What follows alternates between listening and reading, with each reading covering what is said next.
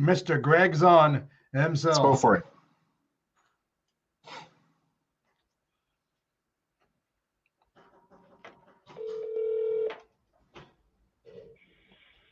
Hello. Good afternoon, Mr. Gregg Zaun. How's it going? I'm good. It's Joe Booney, Joe Sports Channel. Nice. Good to It's good to talk be to with you, boys. too. Just walking to the ballpark here in Billings, Montana. Billings, Montana. Nice to see that. Wish we could see that. Yeah. I have my wonderful co-host, Tino D'Antonio. Tino, Greg, Tino. How you doing there, Greg? Great to meet you. Pleasure meeting you, Tino. Hopefully next time we'll be able to do some video on this. Yes. Absolutely. And hopefully when you're got a moment, I'm sure that Joe will send you a link where you can watch this and see who we are and some of the we got a surprise clip for you, but that's just coming up shortly here. Right on. Are you ready, Greg? I'm ready. I'm a big fan of yours, my friend. So, Mr. Gregg Zaun, when did you first realize that your passion for baseball was a sport you wanted to approach as your career future? And why is a catcher not a baseman or an outfielder? Well, I knew right away. My uncle, Rick Dempsey, was a major league player when I was born. So I grew up watching him. He was with the Orioles, I think 76 to like 86. Won a World Series MVP with them in 83 against the Phillies.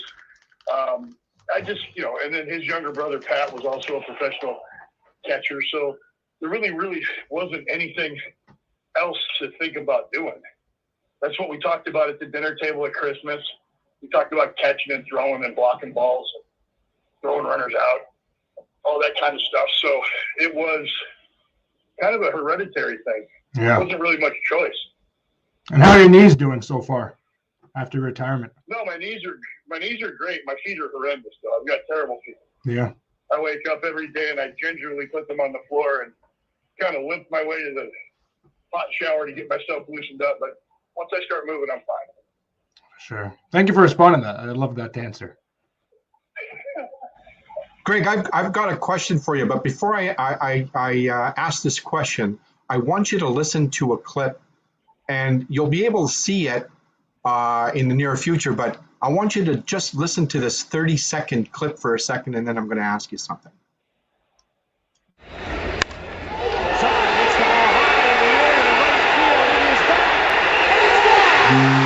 Grand slam, home run, walk-off, Gregg Zaun.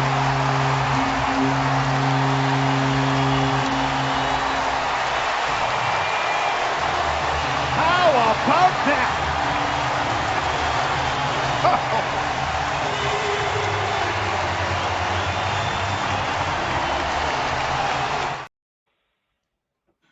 What a great moment that was, and I'm not sure if us being in audio whether you could hear everything, but tell us about how you felt surrounded by the fans, your teammates, with that great Toronto Blue Jays play with hitting a grand slam with 2 outs, bottom of the 13th inning against Tampa Bay Rays on September the 6th, 2008. That led to the game-winning grand slam of a victorious 7-4.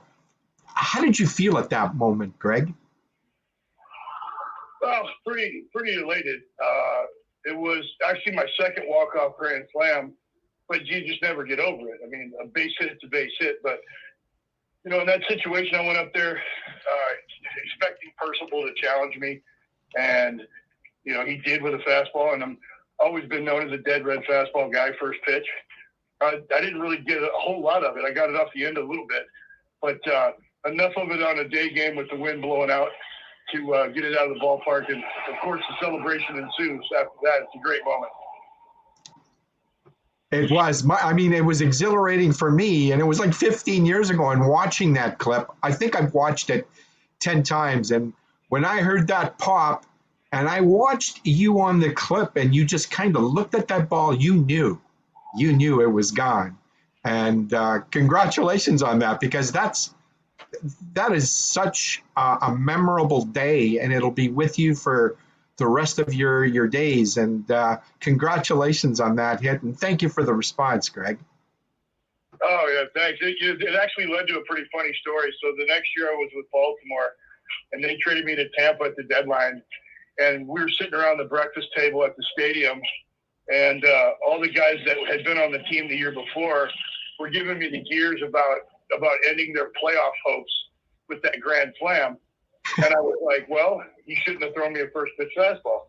And they were all giggling, and because Troy was no longer with the team at that point. And so they're like, well, we traded for you to do something, so feel free to do something special for us this year. That's what I'm in the lineup today. So you tell Joe to get me in the lineup, and I'll do something special for you. And sure enough, I sit on the bench the whole game. We're playing the Blue Jays in Tampa. They bring in Brandon League to pitch. They pinch hit me in the bottom of the 8th inning, and I hit a grand slam to beat the Jays that day.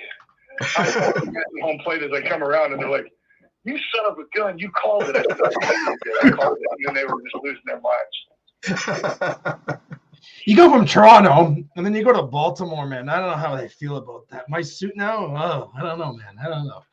I'm kidding. Yeah, well, you know, that was my second trip through there. But trust me, it wasn't my fault. I wanted to stick around in Toronto, but they, no matter how well I played there, I think they always thought it was smoke and mirrors.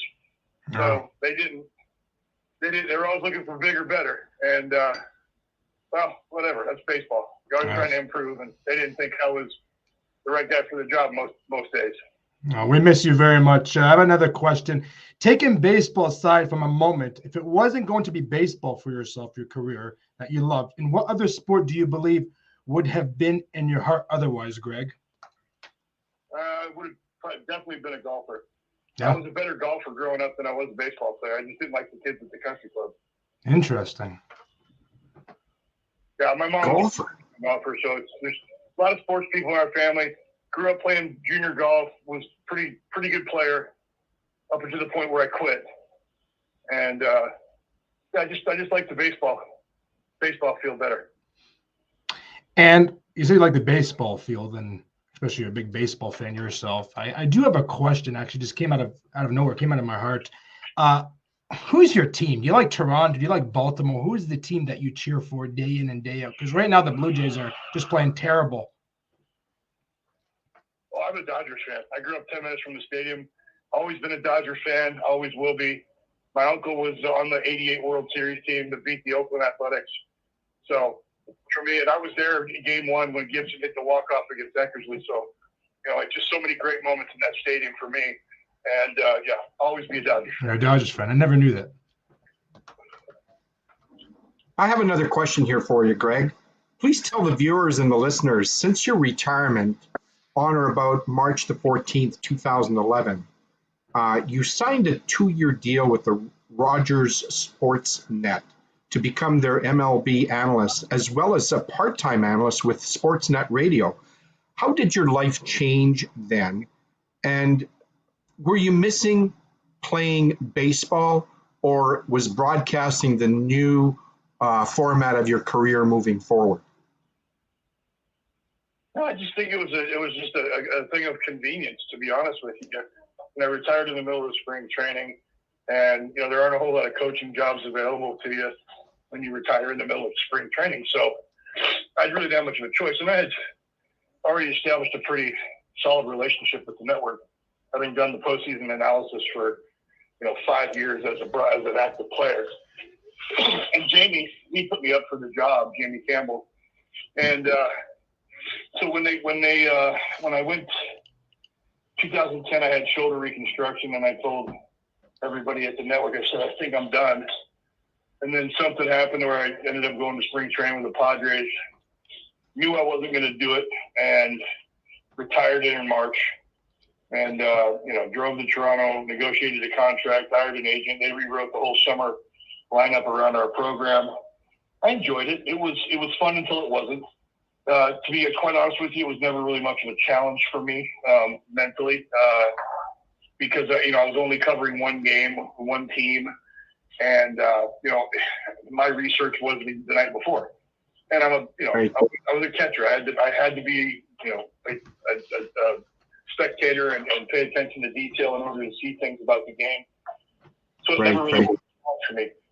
Truth be told, I was out of the game when things fell apart there in 2011.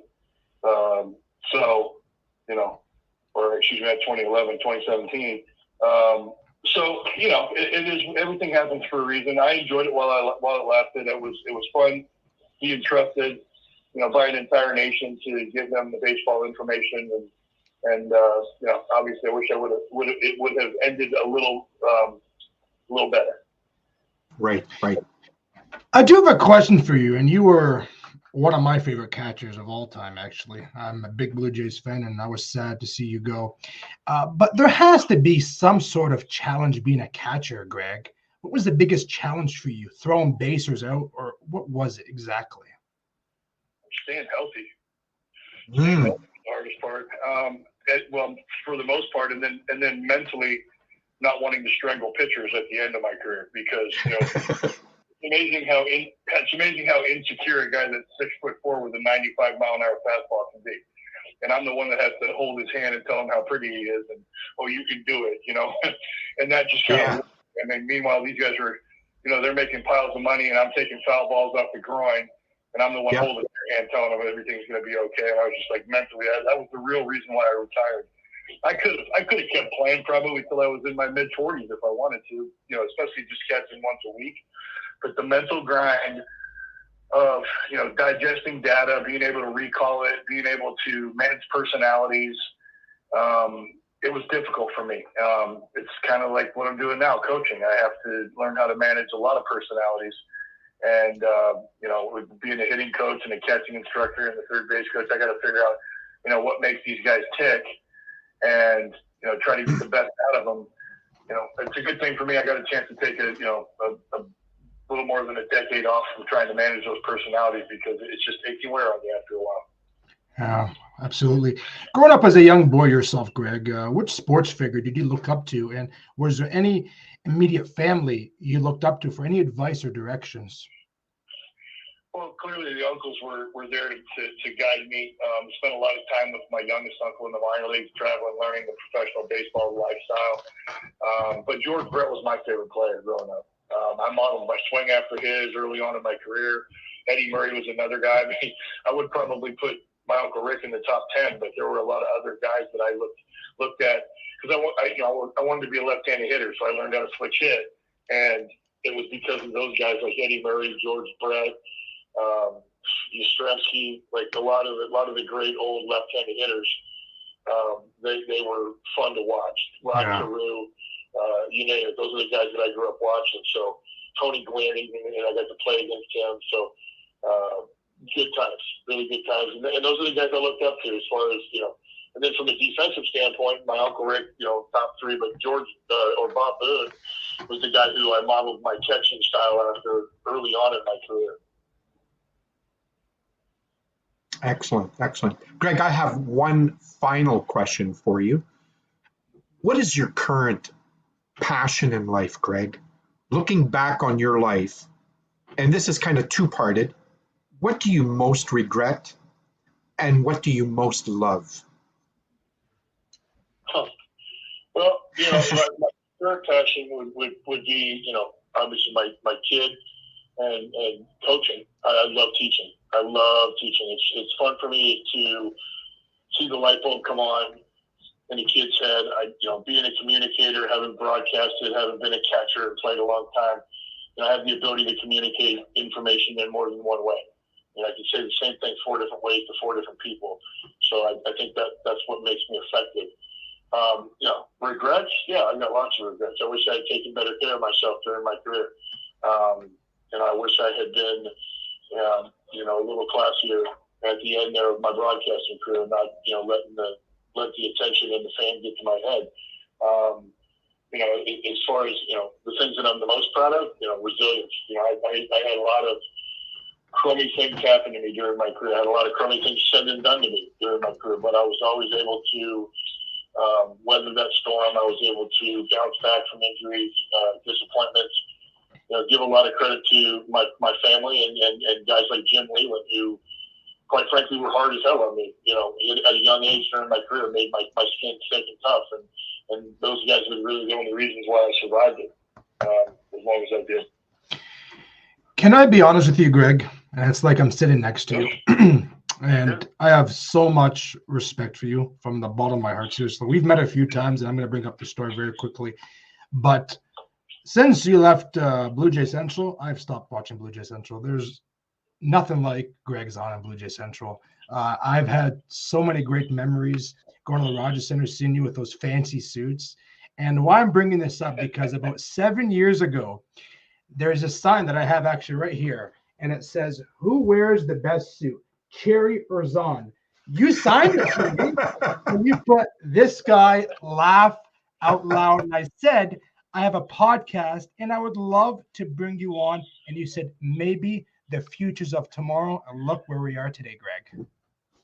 That's pretty cool. Yeah, I like to take the technicality.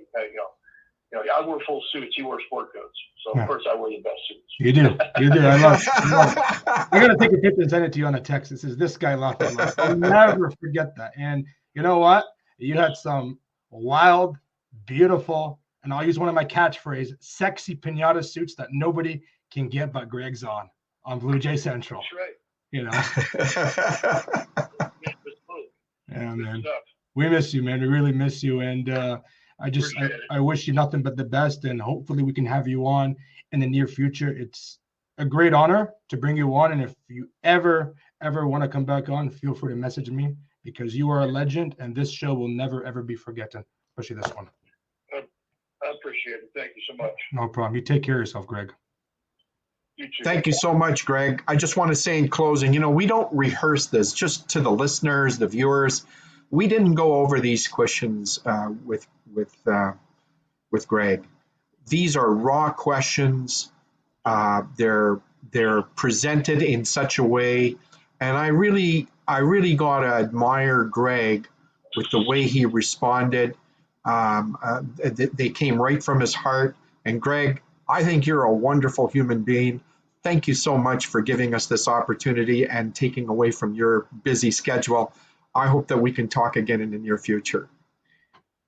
Listen, he's not only wonderful, but he's a sexy damn pinata, and we love you, buddy. Well, maybe we can get together and we'll sort of, see whose suit looks better or whatever. See you, brother. See you, Greg. Wow. And This wow. is what I was expecting since 2015 on April 16 when I went to watch the Blue Jays. I just remembered and got this signed. Yeah, what a really nice fellow. What a nice fellow. And you know what, Joe? It really intrigues me to see how these special guests answer, because there's nothing that's rehearsed with them. No.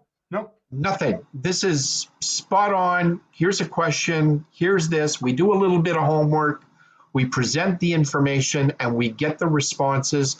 And some of the responses are incredible. And some of them where, there's a true likeness and spirit within these special guests where they all speak about the same thing. They speak about their family and how their families are precious. So it's nice to see that in people, because I think most people, they're all like that. I know you're looking at the background where I'm looking. I got this cat. This cat came on my desk just before closing, and she wanted to get into the camera, and I thought, damn. Anyways, it was a great show, Joe. Great show. Honest, my friend. I've interviewed Jack Armstrong, Bob Rathbun. I love them all equally, but this one hits the heart differently. Because of this, I swear to God, for the love of God, he told me in the futures of tomorrow, I will be on your podcast. Yeah, and here's tomorrow. Today is tomorrow. Look at this. Isn't that great? Yeah, it's something, you know. You know what? He's a great guy. I've met him a few times, shook his hand, just a great human being, and God bless him. And I will for sure absolutely send this link to him so he can watch and see what we look like, so he doesn't know what Joe Booney doesn't look like or Tino D'Antonio. Yeah, and he sure looks slick in that picture there with his suit. Oh yeah, He knows how to wear a suit. There's no question about it. Well, did you hear what he said? He wears them better than Cherry. Yeah. That's a hard statement. If we get Don Cherry on, I would want to call Greg. we're gonna have to earmark that one and save that so that, you know, if we ever get the great iconic Don Cherry on, even if it's for like 5-10 minutes, that would be a great clip to play for Don Cherry. Yeah, it would be. Tino, it's always a pleasure. Without you, this would never have happened. And thank you so much. Likewise, Joe. Appreciate it. Likewise. Thank you for having me on as usual. No problem. And I bid you nothing but a blessed day. Thank you. Go, go, go, Joe. Run. And you know, I usually say this, you're ahead of your time for a 23-year-old. Just keep doing what you're doing. Work hard. Stay focused. Be true to yourself and true to the people around you. Let me tell you, my boy, you're going to go places. Thank you so much.